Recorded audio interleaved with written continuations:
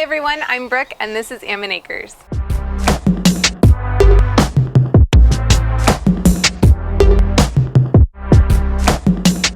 The plan for this weekend is to trench for the in-ground sprinklers for the grass pathways, as well as connecting the drip irrigation systems between the beds. And I wanted to give a tour before I tore up everything to put those drip lines in and to put those sprinkler lines in. Let's take a quick tour of the garden, and I just have to brag that a week ago it looked like this. Yeah. And I am so excited with how much progress has been made. Of course, all the plants are little itty bitties because they haven't grown into their space, but I can already see what it's going to look like when they do grow into their space, and I am just so excited. I can't believe that I actually am to this stage and I'm to the point where I get to watch the space fill in. I can't believe it. So let's go take a tour. Let's go. I am standing about where the fence will be. We will have this right off the patio. So the patio will have a little side wall, a little pony wall that will double as a bench, and then it will also have a gate. And this is how we're going to keep the animals out from being in the garden unsupervised, because the garden, the cottage garden side and the production garden side are going to be continuous. There's no fence in between the two, and the dogs love to eat all of our produce, so we like to keep them out of the garden. Not to mention the beagle in particular is very bad about deciding to go potty exactly where I don't want him to go, and I don't want him going potty in the cottage garden. So we will have a fence that blocks them off of this and a wall off the patio. So it will be right about here. As I'm giving the tour, I'll try and remind you of where it's at. So this will be about where you enter the garden space, and you'll have two options. This pathway, we're transferring the roses this fall. We have roses out front that we need to move because we're changing fencing out front as well. And we'll be transferring those to these two sides of the beds. And I want to make that kind of a more formal structured rose garden, so that that's what you see off the patio versus the chaos, which I love the chaos of a cottage garden, but I know that Ian prefers more structure, especially close to our living quarters. So I will be creating a rose garden on either side of this pathway, and there'll be an arch with soft pink roses climbing up on either side, and I'm really excited about that. The soft pink roses we will have to buy because currently we have bright red rambling roses, and I just don't want their bright red color like that close. I want something a little softer. So that's what will be in this bed, but we aren't transferring until the fall because that is when it's better for the roses. And then heading a little more east, we have the other main entrance into the garden space, and this is really where I've started planting a lot. I'll pop the video up here of the first plants that I planted. I posted this video last week. I planted, I think, maybe 6 or 7 plants on that video, and then for the rest of the plants I did not video the process because I had 117 plants to get in the ground, and when you video it takes about 2 to 3 times as long, or at least it does for me. And so I didn't video that whole process because I needed to get them in the ground and get them to start establishing before fall and winter set in. So I didn't video that process, but I did video the start of it, and I'll pop that up here. So as we go down here, we start off with a mums. I just love the look of mums. I love that they give you some fall color when the rest of the garden is starting to go dormant. So I planted those right up here, and I have a very limited planting space. So the fence will be right about here. So I can't plant anything too big or too grand at the entrance just because of how narrow the bed is in comparison. So we started with a mums, and then if you move back here, we have a zinnia, and this is actually an annual for our area, but I overwintered it in the greenhouse and it survived, so I figured I'd plop it in the ground and let it have a moment of glory before it probably dies because it's an annual. So coming in over here, I have a little bit of an experiment. It's a euonymus from the front yard. I planned on transplanting the entire plant, but it is pretty old and its root system was pretty extensive, so I just couldn't possibly transplant it. So instead what I did was take some cuttings and tried to see if they would root in this place. I'm not expecting a whole lot, but I figured it never hurts to try. And if it doesn't succeed, I'll just buy something next year that I want in this space. Moving over, this is the Pikes Peak penstemon. It's a purple penstemon that I planted in that last video that I posted, and I can't wait. It's already getting little blooms, so I think it likes its new space. This is a canna, and it has beautiful orangey red flowers to it. I'll try and post a photo up here. And this is a spirea that somebody gave me. I have to clarify with them what variety of spirea this is. I want to say it's one of the autumn toned ones, but I don't know how tall it gets. I believe it was somewhere in the 6-foot range, but I need to double check, because if it gets shorter, I want something here taller that will kind of block the garden from the backyard to give it some privacy. So this might be moved later. Another mystery plant that I have to ask about and see what this is, but it's very pretty and it has a magenta colored flower stalk. And you know what? It's getting pretty bright out. It was overcast when I started, and then of course the sun came out as soon as I came out. So I'm gonna go get my hat and we'll continue after that. Much better. Okay, so going this way. So this is the geranium organum that has really pretty purple flowers that I love. It appears that somebody's eating my purple flowers. I will need to investigate that. This is the dappled willow that I planted last April, so about a year and a half ago, and I'll pop a picture up here of how small he was. So this has taken off dramatically just in that short amount of time. Over here we have the sedum that I had planted in that video, and then Japanese bloodgrass behind that, and a fuchsia, and I'll actually probably show you those from the path side. This is another mystery plant that is just so pretty. I'll show you an up close of it right now. And it's so pretty, and it has these delicate papery pink flowers that are so stunning and just really soft looking. They have a great soft feel to them, and I don't know what it is, so I have to ask my friend what it is, and hopefully I have it planted in the appropriate location. That one has started browning, but because it's the heat of the year, I don't honestly know if it's location, transplant shock, or just the end of the season. You know, it's really hot, and a lot of plants start to look a little rough around the edges this time of year, no matter what you do. Behind me is a Japanese rose that I planted during that first planting video, and it has really thrived in this location, so I'm not too concerned about it. I know that its blooms might get bleached out because of the sunnier location, but long term it should be shaded by the river birch. So let's go around to the pathway side so I can show you that.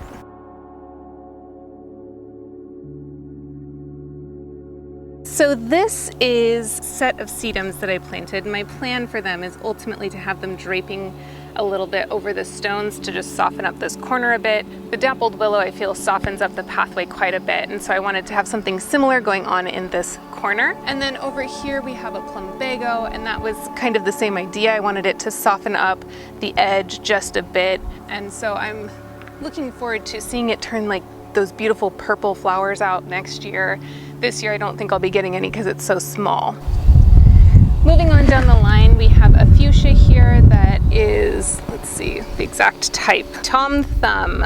So that's the variety. It's an upright fuchsia, and it is hardy to 20 degrees. So for the most part, that's acceptable for our area. We don't usually get too cold, but we have had years where it gets down to 12 degrees, which if that happens, I'll probably come out and protect it in some way just to make sure it doesn't die during those cold spells.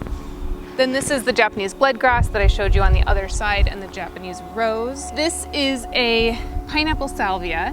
It overwintered in the greenhouse and unfortunately died back quite a bit. As you can see, it's got side growth but no top growth. But I planted it because it does have that side growth, so it clearly is still alive, and I'm hoping that it just rebounds a bit and comes back with a vengeance next year. Then you have some angel hair fishing rod grass and some sedum buddies that go along with it. It doesn't have to have sedum buddies, it just does. So that is what we have here, and then behind that is an echinacea, and that echinacea is a pink echinacea flower.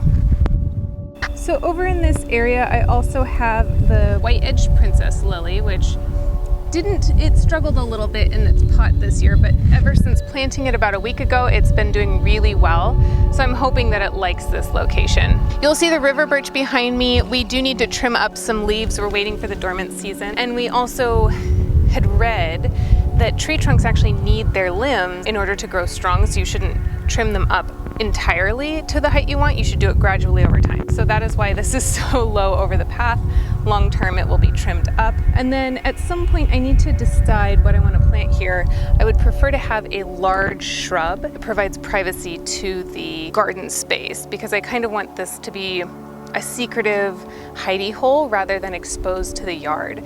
So I'm still deciding what I want to plant back in that area. On this side of the path, I have a blue Arctic willow that I put in the ground about the same time as the dappled willow. That was last April, and then it's taken off. Clearly it's done very well for itself. This is a hardy fuchsia that was given to me by a friend. It has really pretty salmon colored flowers. You can see just one little flower right here. It's so pretty. I'll post a picture of what the inside looks like because it's stunning. That is a dark night bluebeard, and it's supposed to flower in the late summer, early fall, and so that should provide some different interest along with this yellow mums at different times of the year. I tried to really incorporate different flowering times into the garden space. And then we'll go around to show you the other areas. So along this edge, we have some sweet alyssum that just was left over from last year, so I went ahead and popped it in the ground. In theory, it is an annual, but it's come back every year for me, so who knows. This is a plum magic crepe myrtle. It gets to be about 10 feet tall and wide, which is exactly what I want. I want this space to be a bit of a secret entrance, and I want it to overgrow that space. This is a purple agastache that I overwintered in a pot. The hummingbirds love it. I am not planting it yet though, because I will have trenching lines running through this area, and I don't want to have to pull up the plant, so instead I'm just leaving it in the pot until I'm done with the trenching lines. And then here we have a variegated Weigelia. I've heard it pronounced a million different ways, so I variegated this, and however you pronounce it is fine with me. And then off to the side we have a penstemon, cherry sparks beard tongue penstemon, and that's really pretty. I have a second one of them over there in that bed, which I'll show you as well. So in this bed, we have a denim and lace Russian sage, which struggled a little bit this year in its pot. I think I overcompensated in the heat and overwatered it. So I'm just letting it be for right now to see if it will right itself. And then we have some ornamental oregano and some yarrow. And this yarrow is Song Siren Layla. And it's so pretty. I love the bright pink blooms, and then it just fades into these really pretty muted colors, and I think it's a beautiful plant. So I'm very happy that we have it in this garden a couple of times. And over here we have English lavender, which needs to be deadheaded, but it got put in the ground and did pretty darn well. It started getting fresh green new growth. There is sweet alyssum that I had left over that was dying already from this season. So there's sweet alyssum around it, but I don't anticipate actually having that in the location, this location long term, because it is considered an annual. So it will die back, and it appears to already be in the process. So that was just something I popped in since it was already being spent out.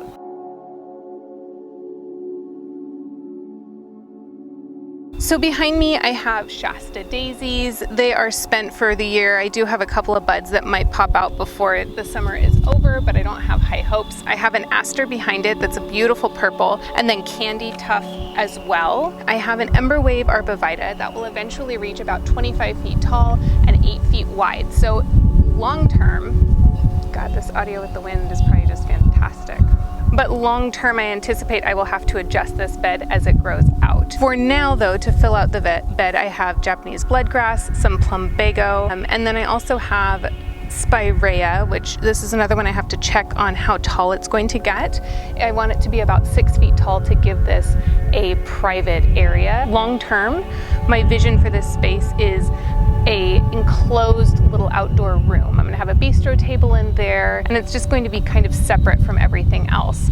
And that is why I don't have garden stones. I want a clean edge, so I'm gonna do a pound-in plastic or metal edge that separates the grass from the bark, and it keeps it clean, but I didn't want it to be a bed because really it's more of a room. So then behind that we have a sedum, a lamb's ear with a cape fuchsia, and star jasmine are growing on this arch. So there's 4 star jasmine, one at each corner, that I really want to just fill in the arch and make it look really full and smell amazing. And star jasmine should be evergreen in our area, so that's why I chose them. So making our way to the other side of the arch, the other wall of this room, if you will, there are the 2 star jasmine in the corners. That's a switchgrass that comes in this pretty blue-green. Then there's 2 English lavenders, a pink abu, camellia. There's also an angelica behind that, and a scarlet monkey flower just to the side. You may also see that I have those evergreen euonymus, those variegated evergreen euonymus projects that I had at the front start of the garden as well. My goal here is to just have an evergreen hedge in this area that gives it the privacy. If it doesn't work, I'll just go buy some, but I figured why not try it? So far so good, so fingers crossed. I also have an umbrella plant. It doesn't get enough shade here as it is. It does get a little shade from the cherry trees, but not a ton. And so I long-term will be planting that evergreen over there to give it more shade. But for now, I'm just trying to keep it really moist and happy and hopefully not kill it while the shade grows in. All right, let's take a look at the rock wall behind me. So in this rock wall, I have sleeping dogs. This is now their new favorite place to take a nap. I think it's just cool. It's in the shade. The stones make it cooler. So they should nap here all the time. But I have a bear's breeches that I'm hoping makes it. I was given just the single little leaf plant and as a gift, and it was so cute, but it's struggled. I think it got eaten by slugs a lot this year. And so I am hoping in its new location, it doesn't get eaten. It's a little happier and it thrives. And that will be part of creating that privacy space because that gets really tall, as does the umbrella plant. But both of those are deciduous, so I also want an evergreen hedge to try and give that year-round privacy. I then have a barren wort here that needs to be cleaned up. Got some crispy leaves. And then sedums are scattered throughout. There's a veronica here growing as well. And then we are back at the bed that I showed you at the very beginning of the video. So this is the pathway that will have roses on either side of it. In this central bed, I didn't get to tour this with you yet, so I'll show you the central bed. I put 2 calla lilies here. I want to do a third, so I need to get a third calla lily.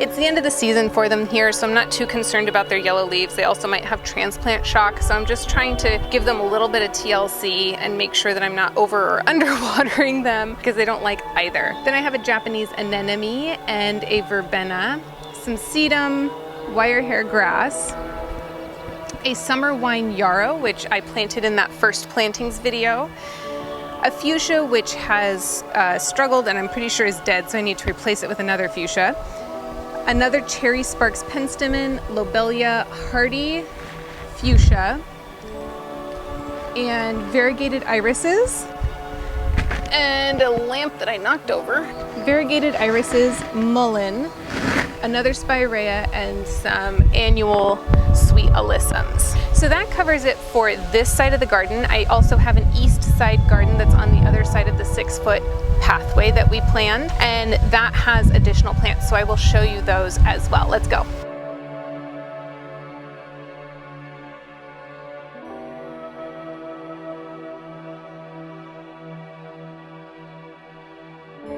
So this is our east garden bed, and eventually our gazebo will be over here, and we have the willow, so it will be a whole space all on its own too, but right now it's just this garden bed. So right here I have a honeysuckle bush and then Joe Pye weed, I believe.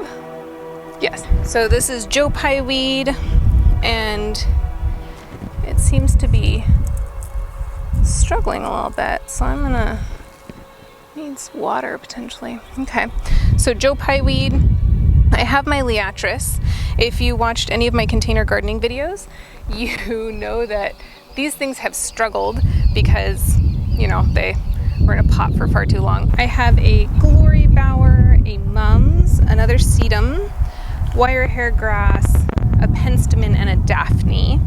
And then over here I have a burning bush surrounded by columbine flowers with some liatris in front of it. And then a euphorbia, angelica, and canna. And then over here we have the flowering quince and the bridal wreath spirea that has these beautiful white blooms in the springtime. Thank you so much for joining me on this August garden tour. It's the initial garden tour, and I really wanted to just document it and see how everything looks, because I know in a few years I'm gonna look back and think, oh my gosh, look at how big all of these plants have gotten. Look at how it's changed, look at how it's evolved. So I really wanted to document what it looks like at the very first stages. And if you're wondering, did she lay all those stones? Well, yes I did. And I almost documented it. I documented the very start of it, but I just got grouchy and in pain, and I'm just not the most pleasant person when doing stonework, and I thought, well, that doesn't make a fun video, so I stopped doing it. But I'll pop a video up here so you can see proof that I actually did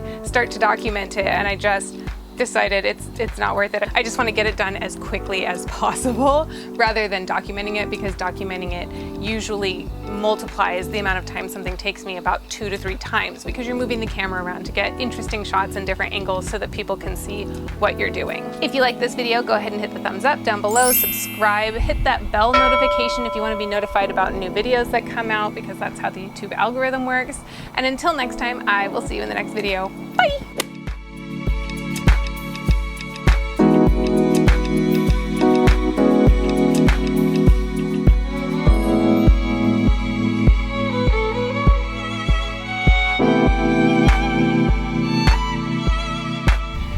I just did this entire garden tour without audio, so let's do it again. Scattered. No, I know you can see the neighbors. It's so horrible. One day, the green giants will grow in and you won't have to ever know people exist.